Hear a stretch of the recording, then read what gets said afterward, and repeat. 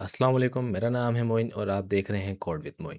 आज की हमारी एचटीएमएल की क्लास नंबर 3 है, जिसमें आज हम देखेंगे हेडिंग्स और paragraph in HTML. What is an HTML headings? HTML headings are title और subtitle that you want to display on a web page. क्या कह रहा है भाई, एचटीएमएल की हेडिंग्स क्या होती हैं? वे देखो, एचटीएमएल की हेडिंग्स जो हैं वो टाइटल्स कहलाती हैं या सबटाइटल्स भी हो सकती हैं, जो कि आप डिस्प्ले यानी दिखाना चाहते हो कहाँ पर, अपने वेब पेजेस पर। ठीक है। अच्छा, ये मैंने आपके पास यहाँ पर कुछ लेवल्स इनके बनाए हुए हैं हेडिंग्स के। Heading 1, heading 2, heading 3, heading 4, heading 5 और हेडिंग 6। ठीक है। ये इनके अपने एक लेवल्स होते हैं। हर एक हेडिंग हर एक अलग कंटेंट के हिसाब से इस्तेमाल की जाती है। HTML headings are defined with the H1 to H6 tags.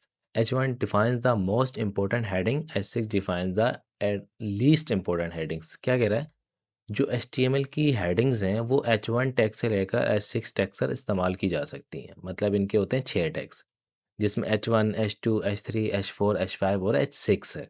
जो H1 है वो तब इस्तेमाल हम करते हैं मोस्ट इम्पोर्टेंट हेडिंग्स के लिए, क्योंकि ज़ाहिर-सी बात है H1 की जो हेडिंग है उसका साइज़ भी क्या होता है, बड़ा होता है, और वो मोस्टली जो कॉमनली हम इस्तेमाल करते हैं, जो हमारा मेन कंटेंट होता है या हाइलाइट कंटेंट यानी कि मेन हेडिंग, उसी के लिए हम कौन-सा टैग इस्तेमाल करते हैं? H1 का टैग।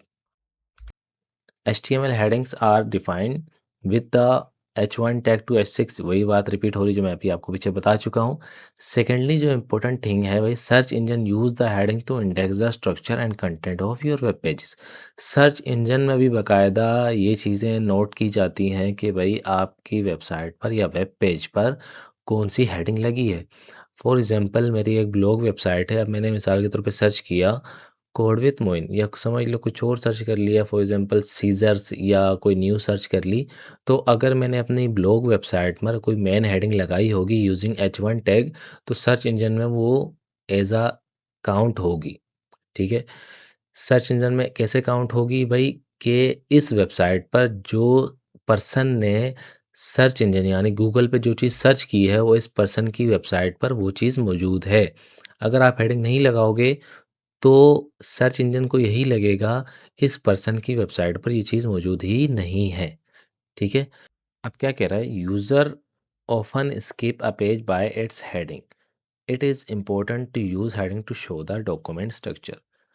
अब अक्सर जो है ना, यूज़र्स अगर कोई आपकी वेबसाइट पर आ रहा है, तो फॉर एग्जांपल वो एक चीज़ के बारे में पढ़ना चाह रहा है, या समझ लो हार्ट डिजीज़ के बारे में पढ़ना चाह रहा है, दिल की बीमारियों के बारे में।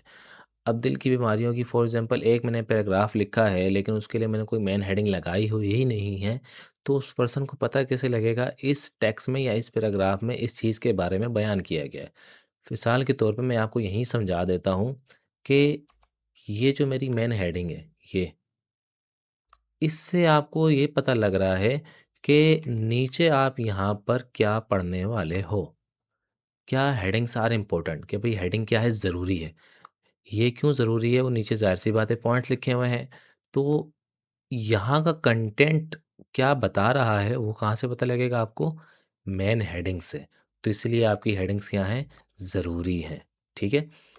उसके बाद कह रहा है H1 heading should be used for main headings followed by H2 headings then the less important H3 and so on। अब हेडिंग्स के लेवल हैं तो ज़ाहिर सी बात है उनको उनके पर्पसेस के लिए डिफरेंट वेज में इस्तेमाल किया जाता है। H1 मेन के लिए, H2 वो भी मेन के लिए मगर जो दूसरे लेवल पे आ रही है, H3 भी मेन के लिए मगर जो थर्ड नंबर पे आ रही है। ठीक है।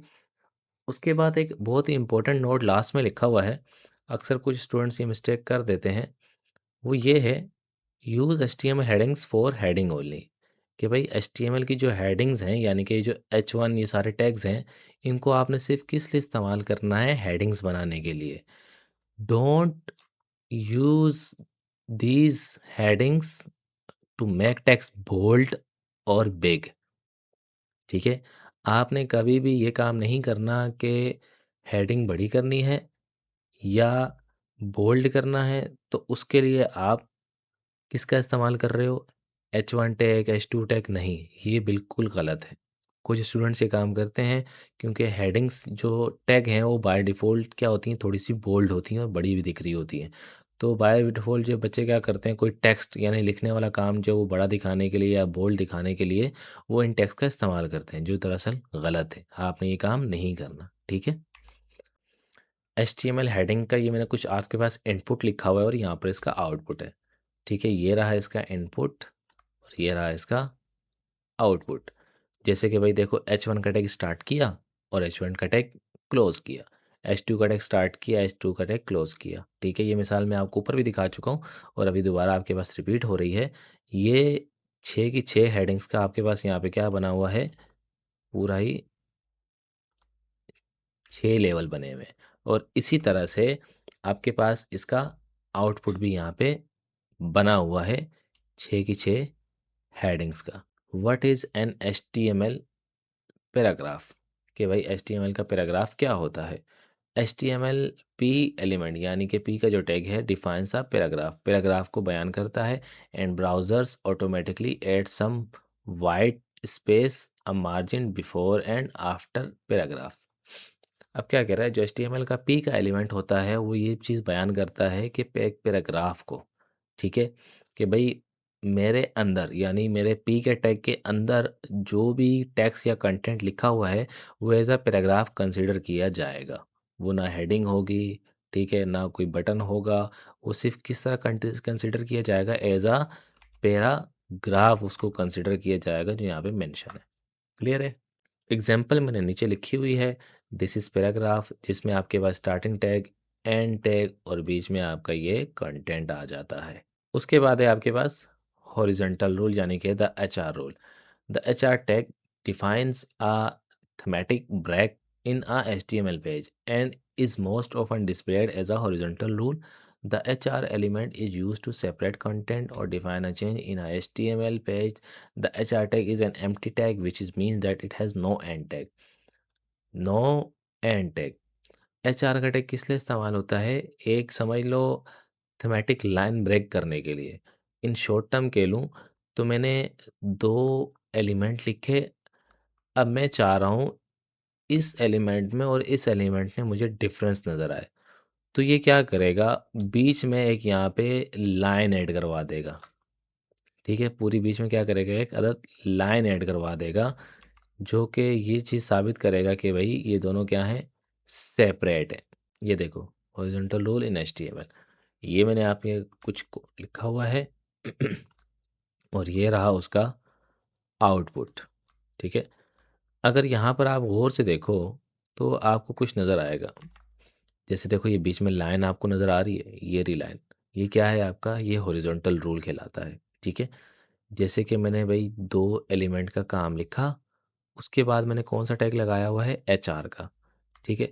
इसी तरह से मैंने यहाँ भी 2 एलिमेंट का काम लिखा, उसके बाद मैंने क्या लगाया हुआ है भई? एचआर का। अब जब यहाँ पर मैं देखूँ, तो इन 2 का आउटपुट क्या है? ये है, यानी कि ये। और इसी तरह से जब मैं इसका आउटपुट देखूँ, तो इसका आउटपुट क्या है? ये है, मतलब कि ये।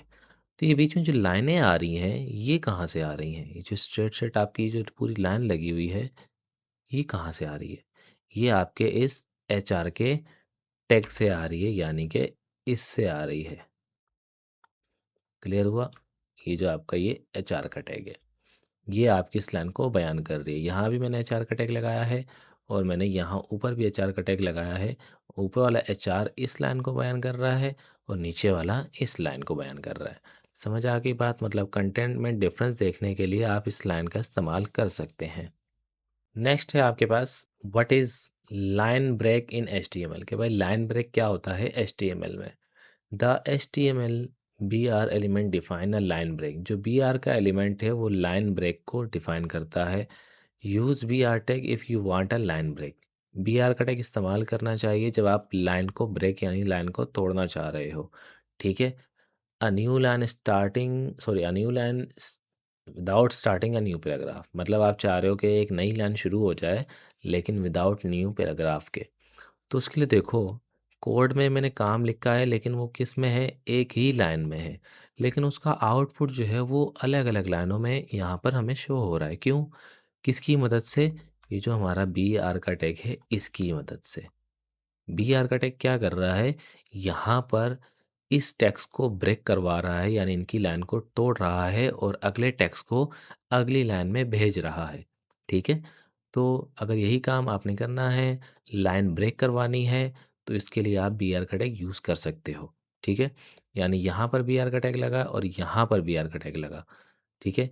अब देखो, कोड में तो हमारे पास एक ही लाइन में है, लेकिन आउटपुट में हमें 3 लाइनों में शो हो रहा है बी आर के टैग की मदद से। ठीक है? अब हम इसकी करेंगे यहाँ पे प्रैक्टिस, जो हमने एलिमेंट यहाँ पे अभी पढ़े हैं। सबसे पहले कौन सा था हमारे पास, H1। मैंने लिखा H1, टैब प्रेस किया तो वो ऑटोमेटिकली एंड क्लोज का कंप्लीट हो गया। अब ये H1 में हम कुछ भी लिख देते हैं, मैं लिख देता हूँ code with Moin, control S save किया और यहाँ पर वो मुझे आउटपुट यहाँ पे शो हो जाएगा। इसको रिफ्रेश किया और यहाँ पे मुझे वो शो हो गया। ठीक है? उसके बाद इसी तरह से मैं इसके लेवल चलाता जाऊँगा। अगला है हमारे पास H2, उसके अंदर भी मैंने वही काम लिख दिया, कोड विथ मोइन, सेव किया और यहाँ पे वो शो हो गया। इसी तरह से नेक्स्ट लेवल है हमारे पास।